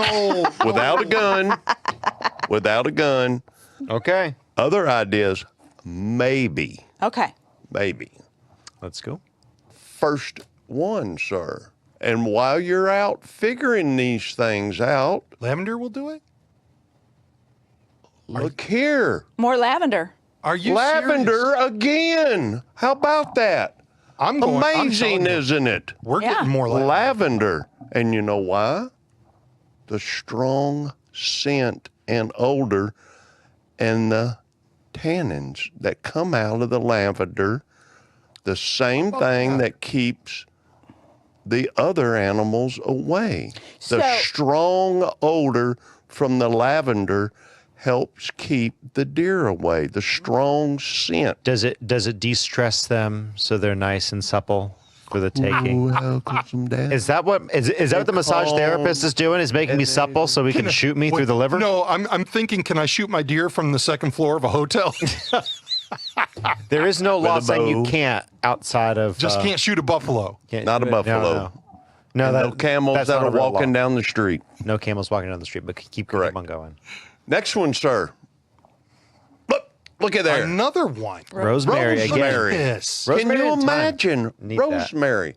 It's amazing. Some of these things seem to keep reoccurring, don't they? They do. Daddy, why do we amazing have how so much that is? lavender and rosemary It's- around the house? It's Well, amazing you see, little Lily, that God a wise has a man named tendency Steve to do Johnson. that. Just that are used for the same for same so thing. many different things, isn't it? You gotta pause and do that again when you're not talking over Sorry, Steve. Do it sorry. one more time, Mr. Producer. I was trying to insert a joke there. I'm sorry. No, go ahead. One more time. What's that? I was just like, Daddy, why do we have so much lavender and rosemary around the house? It's like, well, you see, little Lily, a wise man named Steve Johnson once told me. Yep. Oh, my. I'm trying to learn something here. Do we have a marigolds too, Mr. Steve? Well, let's see. Next Well, let's cut. see the next one. What do we have Keep it here? moving. Aren't you excited? Oh, peppermint. I'm not surprised with this one. No, it makes perfect sense. I'm sure they'll have to chew on Peppermint. it. Yep. They don't like peppermint either. The taste or the Don't odor. like it. Something tells me that we would not find deer chewing juicy fruit. We're not going to see. You're not going to see them chewing No. juicy fruit, peppermint. Nope. Juicy fruit is in the gum. Yeah. Yes. The juice Got it. is. Sorry. Got it. The juice is in the gum. Yeah, but they get the peppermint out of the flower, out of the plant. There. Yep. I love it. So Yep. This is but, good. Yeah, you plant lavender, So they won't eat my beans. rosemary, peppermint around. You know, build your little hedges in your flower garden and stuff, and you plant those around. And next one, Captain, and see what we got here. Oh, I knew it. marigolds! I Look knew at it. that again, another one. Yes, God is so good I always all just, the time. That's amazing. I just always use my airsoft gun. You know? Low Those power. are good. Those are good too. It just it doesn't I would hurt them. use- It's just a mean little flick, and they're like, what is that? And they move. No, on. you put it on What high did- power what did- so that it stings and runs them off. It's If I want high power, I'm reaching for the 308. What did Right. Bambi ever do to you? It's amazing, eat the isn't plants. it? You ever had a deer eat your plants? It is the most annoying thing. They're a Dude. pest. They will eat them to the ground and pull Yep. the roots out of the ground and eat the roots, and you will have Nothing. nothing They at will all. destroy. They will destroy your fruit. Completely and vegetable gone. garden. That's what we call dinner. Yeah. No, yeah, Mr. Producer, we got to take you hunting sometime just so you can see what they do to the ground right before you shoot them. You'll get a good idea. Yep. Oh, They man. eat everything. Everything. They're a pest. It's amazing what I treat deer them will nice eat. when they're alive, and I also when I Except harvest these- them, I try to do it as fast and humanely as possible. But And Yep. deer They are a will pest. eat pretty much anything. Except these plants you're talking about? except these plants, they don't like these plants. Now, we have something to say about those four things. Okay. The next one, and we're going to go to the Lord about this. Here in Genesis 1:12, out of the New American Standard Bible, it says, the earth produced vegetation, plants yielding seed according to their kind, and trees bearing fruit with seed in them according to their kind. And God saw that it was good. So, Mr. Deer, stop eating my garden So or meet we've your maker. seen already 3 different episodes that we've gone through where Plants. 4 plants of the same were used to keep away 4 different Pests. types of pests. Yep. One that is good to eat. Yeah. Amen. I like it.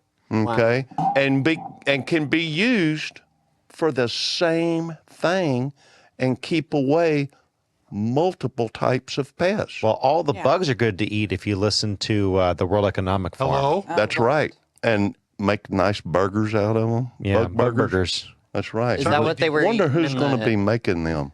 Well, I think I elect Klaus Schwab and he can eat them. Anyway, Hello. continue on. Yeah. Maybe Yep. Yep. Next one, Klaus burgers. Klaus Burger. Close burgers. Okay, we're going to go to the next one, Captain. Please, sir. Now, this one here has a long standing from some people Wait, what? of Irish Spring soap. Now, if you've ever heard or haven't heard of using Irish Spring soap, okay?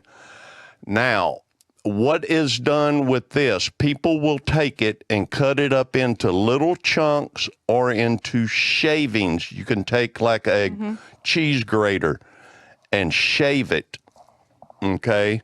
And put it in a bowl and sprinkle it around.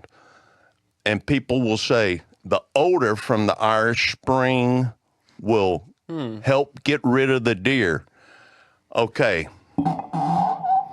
This is my view on that. Okay.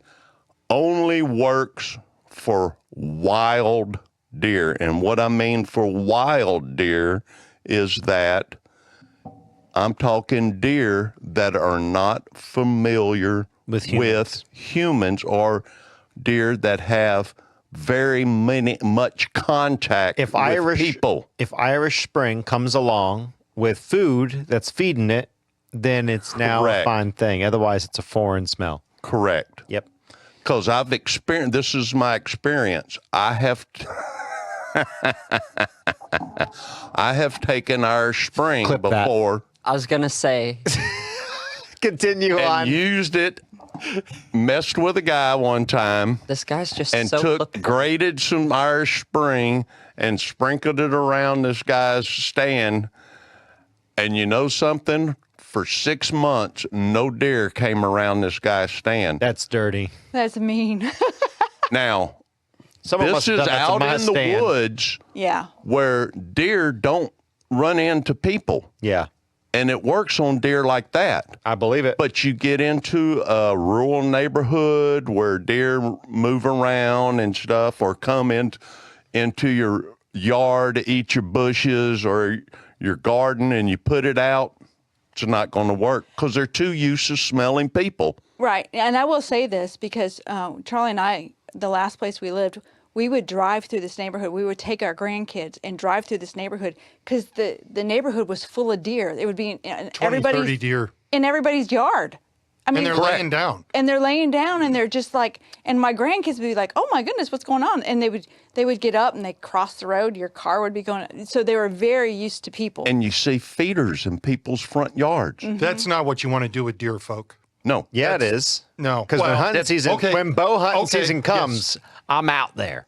Yeah, exactly. But a lot of these Glorious people will feed them I'm just, willing to shoot it. just so that they can I don't remember see the song deer. going like that. That's all they do it for. They want- Just a to see. lot of these people in neighborhoods like that, they just do it because they want to see deer around. So Rottweiler asks, can deer be domesticated? The short answer is yes, Yes. they get domesticated in suburbia, but also, yes, there are people who have adopted deer as pets.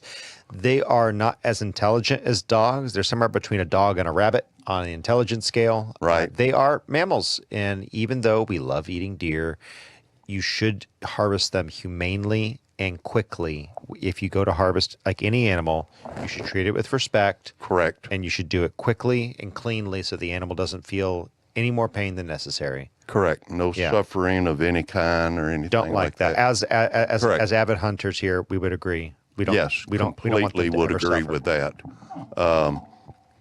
Now, that's my thought on Irish Spring. Now- that is my experience with Irish Spring. The next one is going to Done it. blow everyone's mind. The next one. Yes, it's absolutely going to blow people's mind. I looked ahead. Go ahead. The Mr. next Producer. Human hair. So, Say what? are you like going to Locks for Love and like grabbing hair and then like stapling This one I it? just yanked off of somebody while they were walking down the street, laid it on the ground, took a picture Did of you get it. their scalp too while you were at it? Oh, well, I just used my dull pocket I thought knife. you were part Indian. Okay, so explain to me why human hair. It works similar to Irish Spring, but what it is deer don't like the smell of people. What about a shirt then? Take You off. could use it the same as a shirt, but human hair holds the odor much longer. So a next shirt, time I get a haircut, if you put a I should shirt just- up and it rains, the odor will rinse out, fall to the ground, and go into the ground. The human hair holds the odor tremendously a lot longer period of time. Interesting. So, So- Mr. Steve, next time I get a haircut, I should just keep that hair that all falls to the ground. Well, And put it around the garden. Yeah. This is what a lot of people used to do that at first before people started building into areas and having deer come into their yards and feeding them into the yards and putting feeders out and doing like they have nowadays. And it kept deer away. But now it really doesn't, because deer are getting too familiar with people, living in neighborhoods around. They're around people all the time. They smell people, all that stuff. Singing Wind says, human hair does not work on deer, professional opinion. Probably it's become less and less valuable as they become more and more acclimated to human presence. That's That makes exactly sense. what it is. Yeah. But if you're out in the woods where they're not associated with people and they don't smell people on a regular basis, hardly ever, if they smell a person, boom, they're gone. Yep. Yeah. Yep. Fear, Yeah. because humans create fear to them. And the next one is going to sound a little bit trite. Next one is interesting at the very least. Well, Deer repellent, something that's made for it. which is made exactly for this. Now, the It won't interesting wash thing off. about deer repellent, okay, when you apply it, you have to use 2 different types, Oh. okay? If you only use one type, guess what? They get used to it. Interesting. So you have to use 2 different types and rotate them. Yeah. Okay, I see. Because Use that's gonna one, signify and then you'll use another each time. But after each rain, every time it rains, you got to reapply it. Every 2 weeks, you reapply it whether it rains or not. But if you apply it 2 days later it rains, you got to reapply it. You gotta be I'm back to you. aggressive. I'm back to So- your 307 idea. You know, buck a bullet. 308. Yeah. 308. I mean, just That bang, thing. done. That's one So- that's repelled. It's think $3 about a it. bullet now. Like Deer really? I was going to buy my dad some extra 308 ammunition. I bought him an extra magazine for his AR-10, and I was like, should I get some? It was an Academy. It was $45 for a 20-round box Whoa. of Hornady. And I was like, yeesh, going it up. used to be $30, $35 for that Yeah. box. I'm like, I'm not buying it at that price. I'm going to go buy it somewhere else another time. But Man, HoustonAmmo.com. yeah, not sponsored. But Nope. They're not. They're not. but yeah, man, Next that's what you got to do with that kind of stuff. That stuff can get expensive, Yes, though, sir. I bet. because Oh, it's yeah. not cheap But anyway. if you think about it, going back to the repellent, I mean, how much does that stuff cost? And you're not using just a little bit. No. You're going around your whole garden. Correct. then what- You got to then what spray are it you on putting everything, tops, bottoms, I don't think I everything. wanna do I don't Nope. want it. I don't want wanna do it. that. Nope. I'd Yeah, rather do it's- something natural. Marigolds. Exactly. Which it's Peppermint. it's easy to say, but it's hard to do. My friend Vincent was doing marigolds for a while, and he finally just goes, "You know what? Like I'm not able to keep it up." So it's hard when you're actually trying to run a farm that's Yep. large. Yes, Yeah. it is. We got one more. One more, and this is probably one of the least expensive, most effective ways right here. Yes, sir. right. A barking Yes, dog. sir. Okay. Love a good Sick dog. 'em. And this one is a nice little dog, which chases deer off, and barks at them. That looks like one of your heel biters, Mr. Producer. And that's all you need, man. which one does that look That, like the most? What's the name? I'm gonna look at it again. Yeah. Which of your heel biters is? Leave him up there. Load. He's thinking. I'm seeing some Ellie in there. Yeah. Seeing See, some I thought it looked Ellie. like Ellie. What Yeah. works really good are like little small terriers. They love to bark at everything, and they will run off a deer. And a lot of times, or pretty much all the time, they don't like to run off real far. And they're easy to train, and you can keep them in your yard, and they'll love to chase stuff. Singing Wind says that Jack Russell is good for that. Jacks and Jag Terriers are. I also- had I was living at a place where they had a Jack Russell Terrier, and it did not necessarily do a great job on the deer. What I really appreciated was my Collie Sheltie hybrid, and she was a healer. Like, she would absolutely kick out stuff that she did not like. I had a terrier like that I used for squirrel hunting. That was an excellent dog, and that son of a gun would bark up a tree. Lily would rip squirrels and rabbits in half for fun. Oh, why? Yeah. And she wouldn't even eat them. She would just drop them there. Yep. Yep, that's how it worked. And I'll tell you what, Sport hunter. that last one is probably one of the best, other than the first four. Everything in between is, I'd say, there. But I got to believe the peppermint is pretty effective. peppermint is real effective, and the dog is probably one of the cheapest and real effective, and plus is also a good thing to have around for kids. Yep.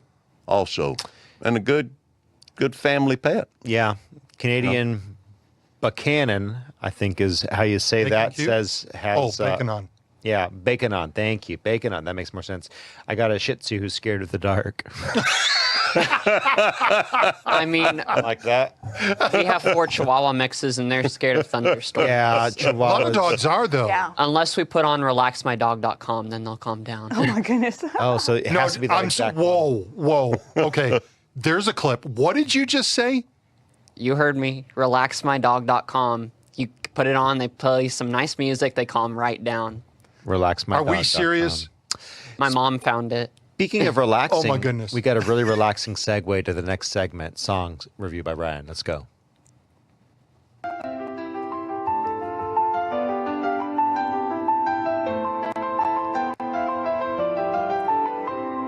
Love it. We got to get some. Somebody gotta playing get something. guitar. You got to work on it. And All right. Welcome to the song review for today. So just a little reminder. Take two. There, right Yeah, there. exactly. Little reminder before we hop into today's song of why we do this segment. Music is everywhere. It's a big part of our lives. It's we listen to the radio in the car on the way to work in the morning. It's in movies and TV shows. It's everywhere. And like with any media we consume, we need to be careful what we take in, how much of it we take in. We need to be analytical, not critical, because unfortunately not every piece of media is trying to promote godly principles. But this one thankfully does. This is actually a song that was recommended for us to look at by my sister, and it is called, give it a second, Red Letter Blueprint by Scotty McCreery, another country artist.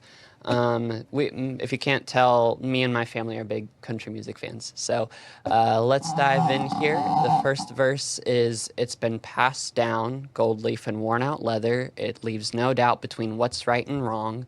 I found a note stuck in the pages. It looks like Grandpa's writing. The ink is getting faded, but the truth is just as strong." What do we think of that first verse so far? Do we have any idea what the song is talking about? It's a Bible. It I sounds think like it's a Bible. Yep. It's leading up to some really good stuff. Gold leaf is the first thing, and Yep. worn out leather. Yeah, I like Yep. it. Yeah, I think that's pretty clear. I think your average person will be able to get that. That was one thing for me. I was like, okay, is it pretty clear what this song's talking about? Like, I think Very. it is, but yeah. Very. All right, going into the chorus here. Oh, Maybe you'll my get bad. there. My bad. There we go. Where can you go when you ain't getting nowhere? Every turn is a dead-end road. The rain starts to fall and you're so lost out there. Really only one place I know. When your whole world falls to pieces and you don't know how to build it back, there's a red letter blueprint in King James Black. Whoa. I like it. Oh. like Like it. getting right to it. Oh yeah. And I know you and Miss Nikki love the King James, Mr. Charlie. We do. so I We know you appreciate like that. song. And the thing is, as you read through the first 3 quarters of that, you're like, what? But when you get to the end of it, Yeah. it's really clear. Yeah. That's good. Oh yeah. And then second verse here. 41. Yeah, sorry, it's taking a moment to load today. I'll admit I left it on that nightstand until the dust on it started settling on my soul. Yeah, but ain't it just like Jesus to keep his arms wide open? When I bring him all my broken, he always makes me whole. Great verse. That is Great verse. Yeah, I definitely agree. That's it's a short little simple song for today. There is a bridge and another chorus, but it just all says lyrics we've already looked at. So just a nice simple song about the Word of God and just how it needs to be, what would you call it? That's the kind of song you'd want stuck in your head. The guide for your life. Yeah, you a want word. something to be thinking about a little bit, and something that kind of goes over in your mind. You mull it over a few times. Yeah. Well, I So it's think good to hear that rather than I heard you were trouble when you walked in, or wet at a you know what, right? Like if you're gonna fill Or your a mind song with about something. drinking or Well, it typical says a country lot song. about family history, because if you have your grandfather's Bible, that Oh, means yeah, the definitely. testimony, because you have a great grandfather who has well, you have great grandfather, but the testimony of your grandfather. Yeah, and not just my grandfather. I'm very thankful to come from a long line of pastors, church planters. Yes. Long line. Like my uncle does Ancestry.com, and he's tracked back. Like I know the names of my great grandfathers all the way up to my fourth. And That's they're awesome. all like pastors, people involved in church in some way, shape, or form. So I'm very thankful for my lineage Yes. history. And that's a really good thing. I'm thankful you pointed that out, Miss Nikki. Yep. Yep. Yeah, good it's stuff. return to the religion of your forefathers. Yes. Is the call of the Bible, Yep. and that is a good thing. It is. Totally agree. It's much better than Worst Alcoholic Pony by Cardi B. Oh, no. Those that a aren't real song? No. It's wet A, you know what, P, you know what. But Why? it's Just a much better thing to why? have in your mind than some of the stuff that the culture's putting out. So we like that. Yes. Yes. That's a good song review. Definitely.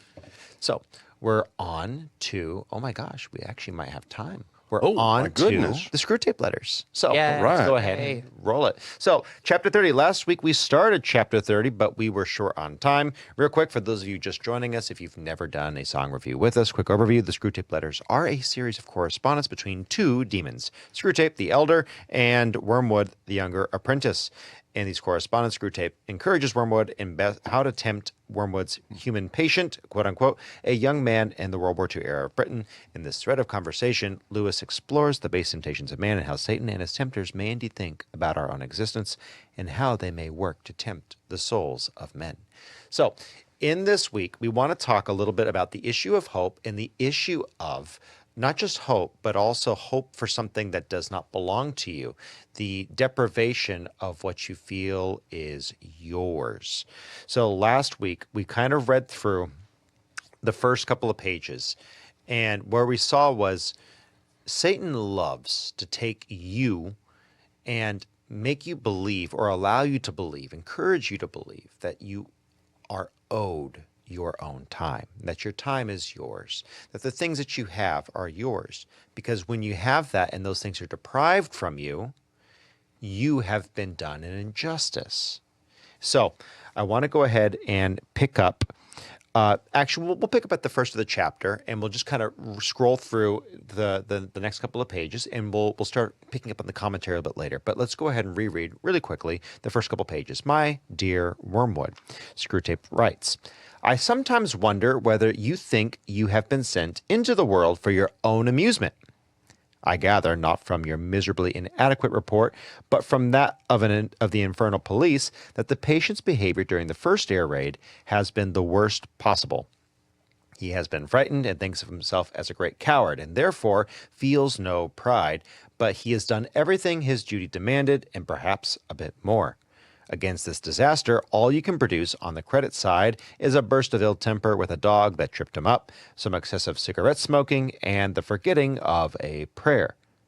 What is the use of whining to me about your difficulties?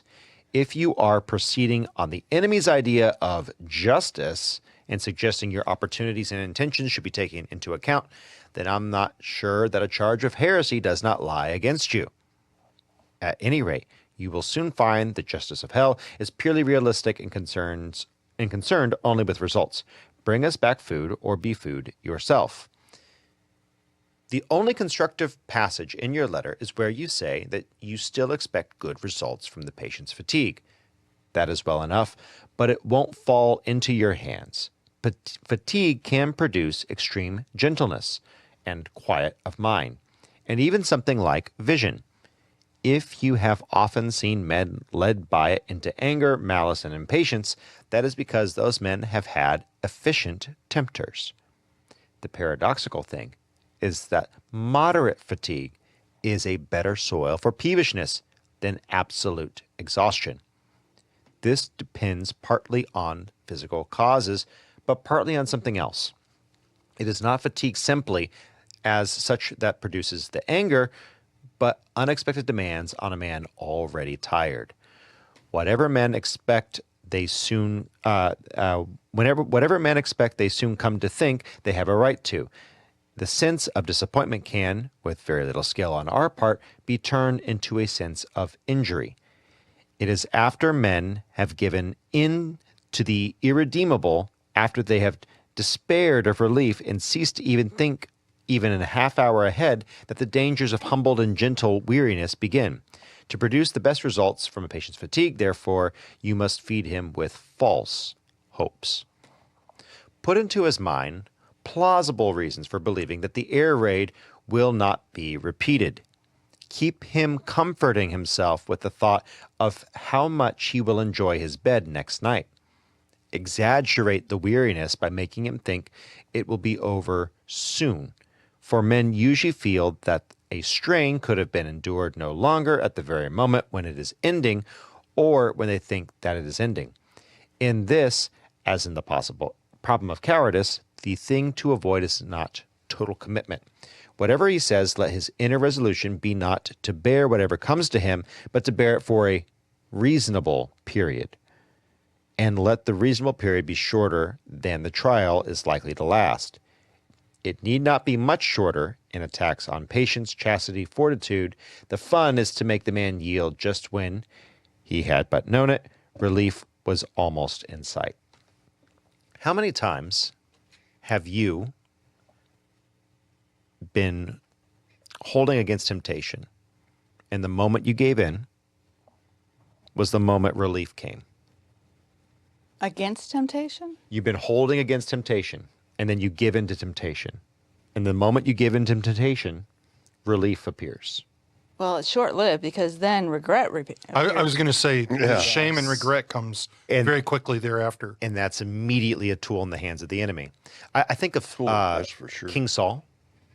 Yeah. I think of King Saul because he waited for Samuel to come and offer the sacrifices. He waited for Samuel to come, and he waited.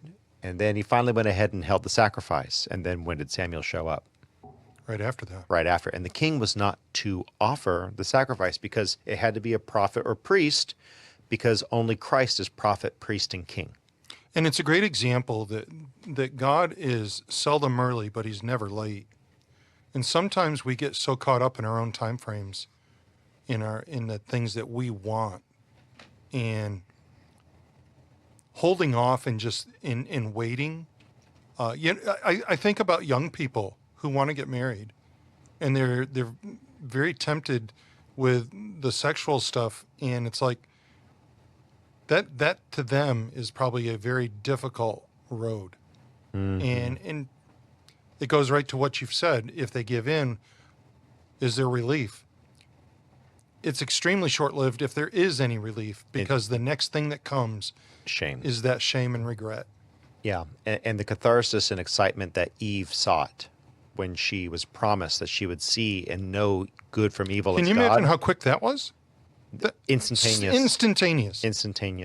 And some people think that the fruit was magic. It didn't have to be. No. It didn't have to be anything special. Just the very act would have brought shame. So, continuing on, he goes further into describe the issue of resentment and fatigue between couples dynamics, because this young man has just met a Christian young woman, and this is where Screwtape goes further in writing to his ward, Wormwood. I do not know whether he is likely to meet the girl under conditions of strain or not. If he does, make full use of the fact that up to a certain point, fatigue makes women talk more and men talk less. Say what? Much secret resentment, even between lovers, can be raised from this. Probably the scenes he is now witnessing will now not provide material for an intellectual attack on his faith. Your previous failures have put that out of your power. But there is a sort of attack on the emotions, which can still be tried. It turns on making him feel, when he sees his human remains plastered on the wall, that this is what the world is really like, and that religion has all been a fantasy.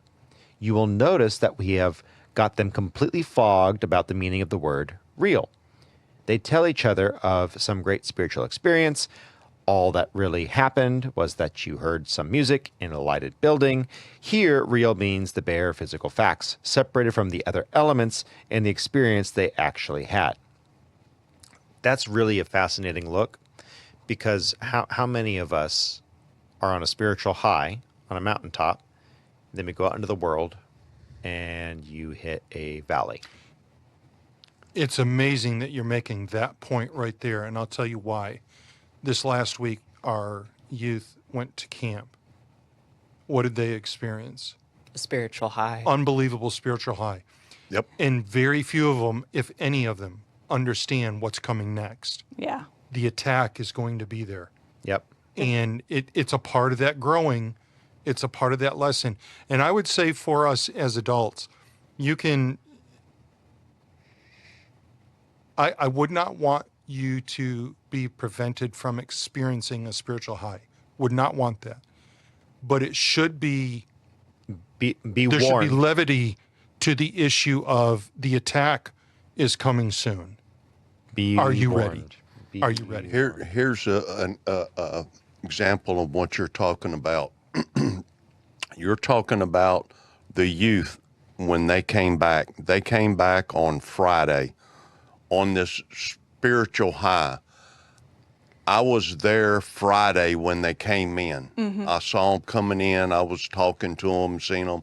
Man, they were just... They're walking on water. Oh, man, on water. They were just, oh, man, they were going at it. And that same Friday night, we had a men's ministry steak night at the church. We had right at 45 men show up, some of them with their sons, some with grandsons. And those men that night were on a spiritual high when they left. But the difference is that the youth don't realize the attack that's going to be coming. Yep. Yeah. All of these men, with the experiences they've had in all of this, they know what's going to be coming. Hopefully. Yeah. Hopefully. Those that have been in it for a long time and have a more wisdom in the faith, hopefully know more on what's going to happen, especially if they've experienced these things before and have gone through it. Yeah. I know what to expect because I know what's going to be happening. Especially after you've gotten done with a long day, the fatigue sets in, or even a long sprint of work. Can I say something real quick? Go ahead. So, whoa, my bad. Just go ahead and say it. Okay. So I'm reading through Matthew, the Gospel of Matthew, my personal time in the Word right now. And so I just read the temptation of Jesus, and what just happened right before Jesus went into the wilderness and was tempted by Satan? He was baptized. Exactly. In front of God and everyone. The Holy Spirit descended upon him like a dove. That's when you're on a spiritual high, that's a time when you are kind of ripe for the picking for Satan and his demons. Yep. Because I think he sees the potential being on that spiritual high, what someone on a spiritual high could possibly do for the kingdom. And he you know waits, what I mean? And he waits until you're in a position where you're most vulnerable. Yep. Where you're most weak. Yep. Yes. And because Satan's a coward. He doesn't want a fair fight. He does not want a fair fight. Continuing on. On the other hand, they will also say, it's all very well discussing that high dive as you sit in the armchair, but wait until you get up there and see what it's really like. Here, real is being used in in the opposite sense to mean not the physical facts, which they already know while discussing the matter in armchairs, but the emotional effect those facts will have on the human conscience. Either application of the word could be defended, but our business is to keep the two going at once so that the emotional value of the word real can be placed now on one side of the account, now on the other, as it happens to suit us. The general rule, which we now have pretty well established among them, is that in all experiences which can make them happier or better, only the facts are real, while the spiritual elements are subjective. In all experiences which can discourage or corrupt them, the spiritual elements are the main reality, and to ignore them is to be an escapist. Thus, in birth, the blood and pain are real, and the rejoicing a mere subjective point of view. In death, the terror and ugliness reveal what death really means. Now, continuing on, the hatefulness of a hated person is real. You have to go one more. Yep, one more. Thank you, sir. The hatefulness of a hated person is real. In hatred, you see men as they are. You are disillusioned. But the loveliness of a loved person is merely a subjective haze concealing the real core of sexual appetite or economic association. Wars and poverty are really horrible. Peace and plenty are mere physical facts about which men happen to have certain sentiments. The creatures are always accusing one another of wanting to eat the cake and have it. But thanks to our labors, they are more often in the predicament of paying for the cake and not eating it. Your patient, properly handled, will have no difficulty in regards to his emotion at the sight of human entrails as a revelation of reality, and his emotion at the sight of happy children or fair weather as mere sentiment. Your affectionate uncle, Screwtape. What Lewis is driving at here is make sure you understand and you keep in mind what is really real. Amen. And that is not this earth. That is the world to come. That is the heaven that we are promised, which is true reality, something that this world only mirrors. We see the tabernacle in Revelations 4 is just a copy of the throne room. Yep. You look at the Old Testament, you see the tabernacle, you see this much larger apparatus within the throne room of heaven, the real thing. Earth is just a vapor. Reality is coming. Hold to that. Final thoughts. Well, I'm really excited to see the people that are coming here from other countries and having such good experiences Yes. with American culture and the friendliness in America. And I would like to say to all the fathers out there, happy Father's Day. Now go thank the woman who made you a father. Yep. We were having that conversation earlier. By the way, men who say we're pregnant, can we not do that? It's like the woman is pregnant. Like if you've ever been around a woman who's pregnant and you've seen what she goes through, like how much work and labor that is. We are not pregnant. She is pregnant. Thank God for her. Steve, final thoughts for the day. Yeah, I'd just like to see some of these people in the UK start kind of standing up for themselves. Fight back. It's kind of doing some of the people are starting to voice themselves a little bit, but man, those people really need to get it together over there and We agree. fight back and stand up for themselves. And those here, man, we need to think about making sure that who you vote for are people who are citizens of this country and value American values. Amen. Final thoughts, Charlie. My heart breaks for the women in the UK. My heart breaks for the UK. And, I was thinking just a moment ago, the poster child for where all of this is, Prince Andrew. It's just heartbreaking to see how this has just been pushed under the rug, and it's shameful. And if it's not dealt with and dealt with soon, they will be no longer. Correct. And by the way, that's not to put America on a pedestal. America's got her own issues with regards to this, and we need to stand up and be a voice as well.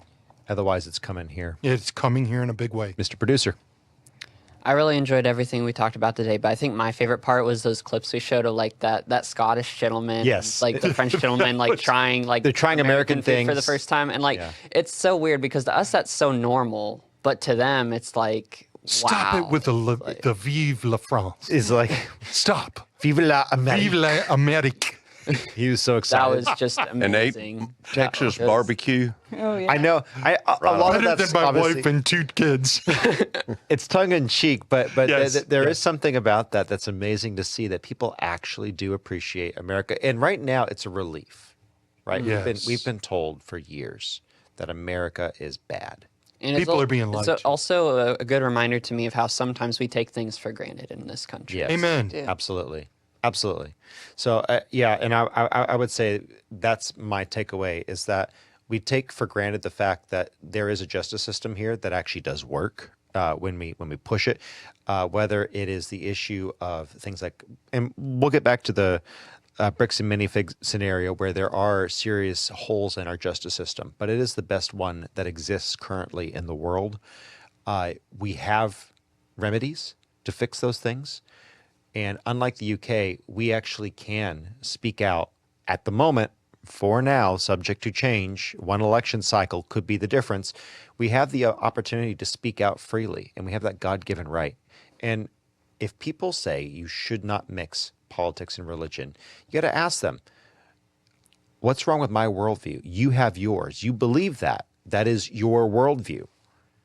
What's wrong with me imposing mine? The question is, what is true? Amen. That is the issue. And the fact that truth has been suppressed in the UK, that has opened the door to untold amounts of suffering. We're talking, again, one of those young ladies, 600 to 700 men. I just want to leave you with this. Truth will set you free.